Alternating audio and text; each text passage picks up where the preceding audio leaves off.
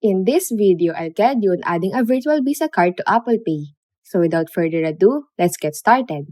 Okay, so first things first, start by opening up the Wallet app and tap on the plus or add button. Now, keep an eye out for the e-money option. It will only show up only if your device is running at least the iOS 15. Now, once you've reached that stage, go ahead and tap the card you're aiming for, then hit continue. Okay, so now it's decision time on the type of card you want to add. Ready for something new? Then pick a fresh card. Choose your amount and move forward. But if you've got an old school card, then no problem at all. Just tap transfer existing card, enter the info, and you're set.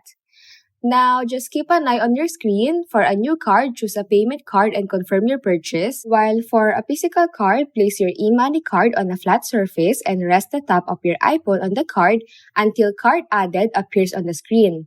This process could take a few minutes to complete. And that's basically it. Now go ahead and use Apple Pay with your Visual Visa card wherever it's accepted. And for those who move your physical card to the Wallet app, remember the physical card won't work anymore. Now if you found this video helpful, don't forget to hit that like button, drop a comment, share this content, and subscribe for more guides and tips.